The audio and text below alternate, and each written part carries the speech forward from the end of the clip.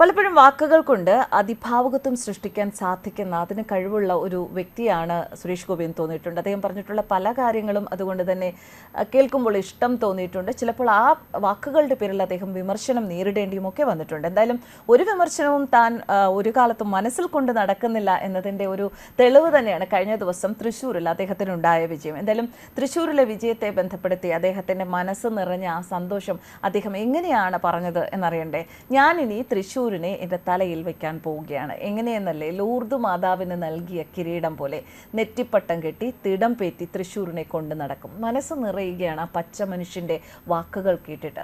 ഏറെക്കാലം മോഹിച്ചതിനെ സ്വന്തമാക്കുന്ന സന്തോഷം അതെങ്ങനെ പ്രകടിപ്പിക്കണം എന്ന് അദ്ദേഹത്തിന് അറിയില്ല. ആ സന്തോഷം തന്നെയാണ് സുരേഷ് ഗോപിയുടെ ഈ വാക്കുകളിൽ നിറഞ്ഞു നിൽക്കുന്നത്. തൃശ്ശൂരിലെ മതനിരപേക്ഷ പ്രജാദൈവങ്ങളെ വണങ്ങുന്നു.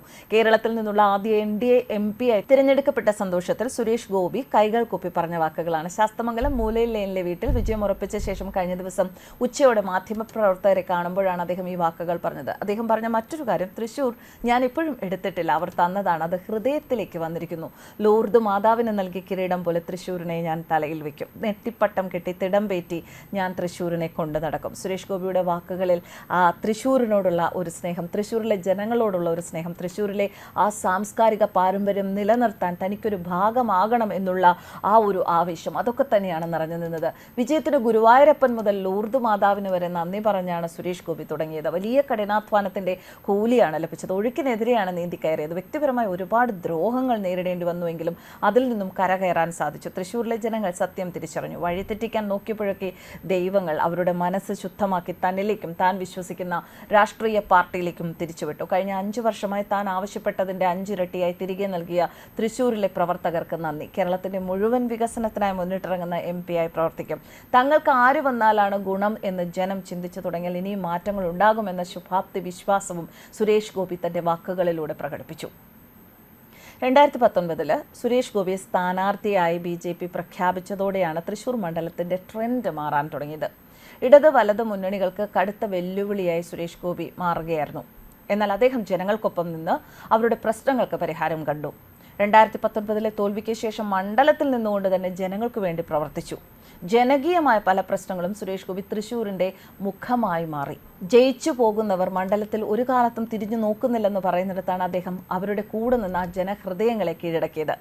മണ്ഡലത്തിലെ സാമൂഹിക പ്രശ്നങ്ങളെ കൃത്യമായി പരിഹാരം കാണാൻ അദ്ദേഹത്തിന് സാധിച്ചു. MP ആയിരുന്നപ്പോൾ ആവണിശ്ശേരി ഗ്രാമപഞ്ചായത്തിനെ ദത്തെടുത്തതും ഹൈമാസ്ക് ലൈറ്റുകൾ സ്ഥാപിച്ചതും ശക്തൻ മാർക്കറ്റിന്റെ നവീകരണത്തിനും സ്വരാജ് റൗണ്ടിലെ ആകാശപാതയ്ക്ക് പണം നൽകിയതും ചികിത്സാ സഹായം നൽകിയതുമൊക്കെ അവിടുത്തെ ജനങ്ങളുടെ ഓർമ്മയിലുണ്ട്. അവരതൊന്നും മറന്നിട്ടില്ല. അതിന്റെ തെളിവ് തന്നെയാണ് അദ്ദേഹത്തിനുണ്ടായ ഈ ഉജ്ജ്വലമായ വിജയം. കരുവന്നൂർ സഹകരണ ബാങ്ക് കൊള്ള കേന്ദ്ര സർക്കാരിന് മുന്നിൽ കൊണ്ടുവന്നു. ഗാന്ധി ജയന്തി ദിനത്തിൽ കരുവന്നൂരിലേക്ക് പദയാത്ര നടത്തി. ഇതൊക്കെ ജനഹൃദയങ്ങളിൽ ഉണ്ടാക്കിയ സ്വാധീനം ചെറുതായിരുന്നില്ല.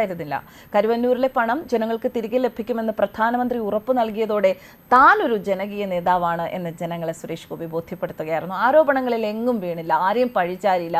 സുരേഷ് ഗോപി തന്റെ ജോലി ചെയ്തു. അതായത് തെരഞ്ഞെടുപ്പ് പ്രചാരണത്തിൽ അദ്ദേഹം വളരെയധികം സജീവമായി. സുരേഷ് ഗോപിയെ മോശക്കാരനായി ചിത്രീകരിക്കാൻ വേണ്ടി എതിരാളികൾ മനഃപൂർവ്വം ഉണ്ടാക്കിയ ആരോപണങ്ങളാണ് ഇതൊക്കെ എന്ന വിശ്വാസം അവിടുത്തെ ജനങ്ങളിൽ ഉണ്ടാക്കിക്കാൻ അദ്ദേഹത്തിന് സാധിച്ചു. ആ ധാരണ തന്നെയാണ് വോട്ടെടുപ്പിൽ പ്രതിഫലിച്ചത്. കൃത്യമായ സംഘടനാ സംവിധാനത്തിലൂടെ വർഷങ്ങൾക്ക് മുൻപ് സുരേഷ് ഗോപിയെ മണ്ഡലത്തിൽ അവതരിപ്പിച്ച് ജനങ്ങൾക്ക് സുപരിചിതനാക്കിയതും ഒരു നിർണായക ഘടകമായി. തൃശ്ശൂരിൽ നാരീശക്തി എന്ന പേരിൽ നടത്തിയ സ്ത്രീ സംഗമത്തിലൂടെയാണ് BJP കേരളത്തിൽ പ്രചാരണം ആരംഭിച്ചത്. നടി ശോഭന, ക്രിക്കറ്റ് താരം മിന്നുമണി ഉൾപ്പെടെ സമൂഹത്തിന്റെ വിവിധ മേഖലയിലുള്ള സാധാരണക്കാരായ ജനങ്ങൾ പങ്കെടുത്തതോടെ തൃശ്ശൂരിലെ സ്ത്രീ വോട്ടുകളും സുരേഷ് ഗോപിക്ക് സ്വന്തമായി.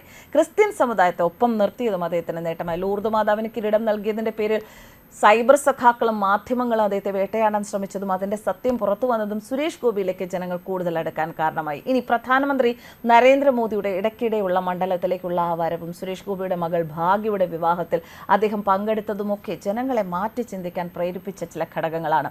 മോദിയുമായി അടുത്ത ബന്ധമാണ് തങ്ങളുടെ ജനപ്രതിനിധിക്കുള്ളത് എന്ന് മനസ്സിലാക്കിയ ജനങ്ങൾ വികസനത്തിനായി സുരേഷ് ഗോപിക്ക് വോട്ട് ചെയ്തു. കെ കരുണാകരനെ വളരെയധികം ആരാധിക്കുന്ന ബഹുമാനിക്കുന്ന ജനങ്ങളാണ് സാംസ്കാരിക തലസ്ഥാനമായ തൃശ്ശൂർ മക്കളുള്ളത്. എന്നാൽ അദ്ദേഹത്തിൻ്റെ മകൾ പത്മജ BJPയിലേക്ക് വന്നതോടെ ലീഡറുടെ പല അനുയായികളും പാർട്ടിയിൽ അംഗത്വം എടുത്തിരുന്നു.